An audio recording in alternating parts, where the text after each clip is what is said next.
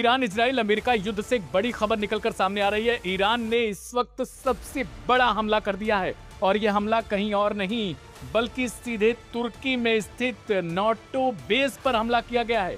ये खबर आ रही है सीधे मिडिल ईस्ट से, जहां ईरान के तरफ से बैलिस्टिक मिसाइल जो है वो नाटो बेस पर दागा गया है तुर्की में।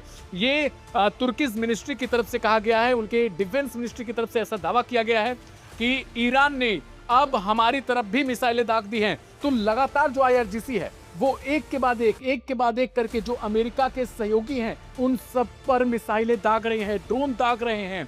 और ऐसा दावा किया जा रहा है कि तुर्की के एयर डिफेंस सिस्टम ने इसे न्यूट्रलाइज कर दिया है, लेकिन ये सिर्फ दावा है। दूसरी तरफ ये कहा जा रहा है कि ईरान अब बिल्कुल भी किसी की नहीं सुन रहा है, IRGC किसी के कंट्रोल में नहीं है।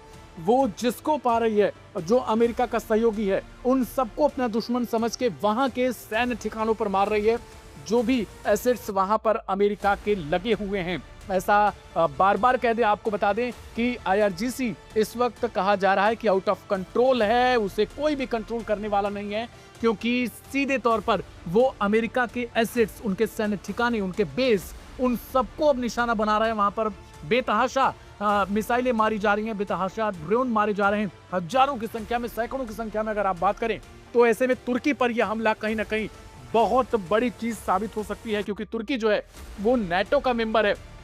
एर्दोगान उनको लेकर भी सवाल खड़े हो रहे थे कि जब ईरान जैसे एक मुस्लिम कंट्री पर हमला किया गया है, तो उस वक्त मुस्लिम उम्मा की बात करने वाले एर्दोगान जो बार बार कहते थे कि मुस्लिम दुनिया को एक रहना चाहिए, ऐसे रहना चाहिए, वैसे रहना चाहिए, तो वो आखिर कहां छिपकर बैठ गए। और इस बीच उनकी तरफ से सिर्फ एक बयान सामने आया था कि वो कहीं ना कहीं इस युद्ध को बंद करवाने के लिए अपनी पूरी कोशिश कर रहे हैं, अपनी जान उन्होंने लगा दी है। लेकिन एर्दोगान को लेकर यह भी कहा जा रहा था, ईरानी समर्थक जो है उनकी तरफ से, कि एर्दोगान छिपकर बैठे हुए हैं कहीं और वो अमेरिका के खिलाफ एक शब्द नहीं बोल पा रहे हैं, क्योंकि उनको पता है कि अगर अमेरिका के खिलाफ बोलेंगे तो उनकी सत्ता भी तुर्की से जा सकती है। तो सवाल ये है कि जिस तरीके से ईरान की तरफ से IRGC की तरफ से बैलिस्टिक मिसाइल हो या फिर ड्रोन हमले हो, वो लगातार किए जा रहे हैं, क्योंकि विदेश मंत्री अब्बास अराक्ची जो ईरान के हैं मौजूदा में, उन्होंने कहा कि अब हमारी सरकार पर से जो कंट्रोल है हमारी सरकार का, वो नहीं है इस वक्त। IRGC ने सब कुछ अपने हाथ में ले रखा है, क्योंकि उनके सुप्रीम लीडर को अमेरिका ने निशाना बनाया। उनका सिर कलम करने की जो उन्होंने जुर्रत की थी, उसकी भरपाई उन्हें करनी पड़ेगी, क्योंकि IRGC हमारी कंट्रोल में नहीं है। IRGC के पास अब कोई उनका सुप्रीम लीडर नहीं है जो उन्हें गाइड कर सके कि आखिर कहां पर हमले करने, कैसे करने हैं। उन्हें जो पहले से नियम तय थे उसके मुताबिक वो हमले कर रहे हैं। अब इस बीच में ये खबर अपने आप में बहुत बड़ा सवाल भी साबित हो जाती है कि क्या नाटो इस युद्ध में कूदेगा, क्योंकि ईरान ने तुर्की पर जिस तरीके से यह हमला किया है, तुर्की के डिफेंस मिनिस्ट्री की तरफ से कहा गया कि उसे हमने न्यूट्रलाइज किया है। लेकिन आगे अगर इस तरीके के हमले होते हैं तो क्या ईरान पर नाटो जो है वो भारी पड़ेगा? क्या नाटो के मेंबर इसमें खड़े हो जाएंगे इस युद्ध में? क्योंकि अभी एक खबर निकलकर सामने आई है कि supreme leader Ayatollah Ali Khamenei के बाद अब उनके बेटे मुज्तबा खामेनेई को सुप्रीम लीडर की जिम्मेदारी सौंप दी गई है। उन्हें जो मेंबर्स हैं इसके चुनने वालों के, उन्होंने साफ तौर पर उनको जिम्मेदारी सौंप दी है। तो क्या अब ये युद्ध जो है वो अगले चरण में जाएगा या युद्ध किसी तरीके से थमेगा?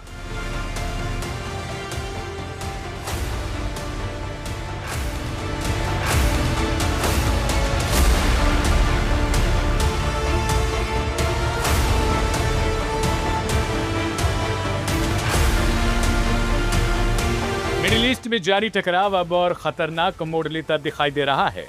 ईरान ने जवाबी कार्रवाई करते हुए कतर में मौजूद अमेरिका के सबसे अहम सैन्य ठिकानों में से एक को निशाना बनाया है। रिपोर्ट्स की माने तो ईरान ने कतर के अल उदैद एयरबेस के पास लगे अमेरिकी ballistic missile early warning radar system पर हमला कर दिया। बताया जा रहा है कि यह हमला ड्रोन और मिसाइलों के जरिए किया गया था। सैटेलाइट तस्वीरों के आधार पर दावा किया जा रहा है कि इस हमले में अमेरिकी स्पेस फोर्स का AN/FPS 132 रडार सिस्टम बुरी तरीके से क्षतिग्रस्त हो गया। यह वही रडार है जिसकी मदद से अमेरिका और उसके सहयोगी देश हजारों किलोमीटर दूर से आने वाली बैलिस्टिक मिसाइलों का पता लगा सकते हैं। इस रडार की कीमत करीब $1.1 बिलियन यानी लगभग 9,000 करोड़ रुपए बताई जा रही है। इसकी डिटेक्शन रेंज करीब 5,000 किलोमीटर तक मानी जाती है। इसका काम दुश्मन की बैलिस्टिक मिसाइलों को बहुत दूर से पहचानना, उनकी दिशा और गति का विश्लेषण करना और संभावित लक्ष्य की जानकारी देना होता है। यह रडार सिस्टम साल 2013 में कतर के अल उदैद एयरबेस के पास लगाया गया था।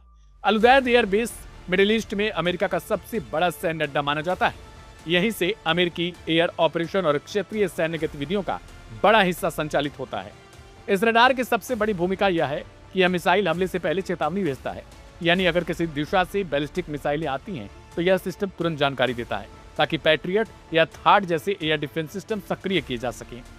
ईरानी मीडिया के मुताबिक इस हमले को इस्लामिक रिवॉल्यूशनरी गार्ड कॉर्प्स यानी IRGC ने अंजाम दिया है। ईरान ने इस ऑपरेशन को ट्रू प्रॉमिस 4 नाम रखा है। बताया जा रहा है कि यह हमला हाल में ईरान पर हुए अमेरिकी और इस्राएली हमलों के जवाब में किया गया। ईरान ने इस ऑपरेशन में बैलिस्टिक मिसाइल और ड्रोन दोनों का इस्तेमाल किया था। हालांकि कतर के रक्षा मंत्रालय का कहना है कि ज्यादातर मिसाइल और ड्रोन को एयर डिफेंस सिस्टम ने रास्ते में ही रोक लिया था, लेकिन कुछ मिसाइल और ड्रोन अल उदैद एयरबेस के आसपास गिरे। कुछ रिपोर्ट्स में यह भी कहा गया कि एक ड्रोन सीधे रडार साइट से टकराया, जिससे सिस्टम को भारी नुकसान पहुंच गया। ईरानी मीडिया का दावा है कि रडार पूरी तरह नष्ट हो चुका है। हालांकि अमेरिका और कतर की ओर से अभी तक कुछ इस नुकसान की पूरी आधिकारिक पुष्टि भी नहीं की गई। कतर ने यह जरूर माना है कि हमले में कुछ नुकसान हुआ है और कम से कम 8 लोग घायल हुए हैं।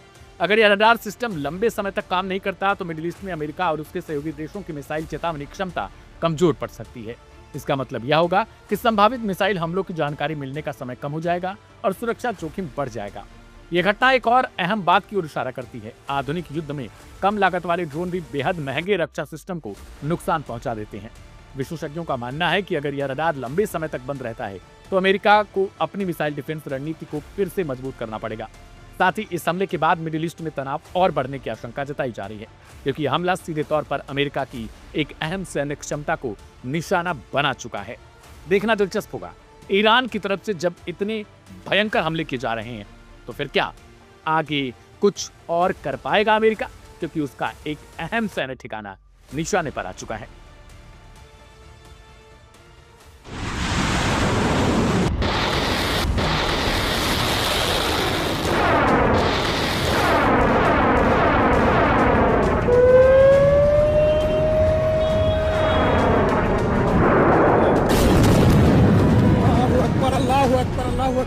ईरान इस वक्त बेतहाशा अमेरिका और उसके अरब देशों में मौजूद सैन्य ठिकानों को निशाना बना रहा है। मिडिल ईस्ट के कई हिस्सों में धमाकों, ड्रोन हमलों और मिसाइलों के वीडियो सामने आ रहे हैं।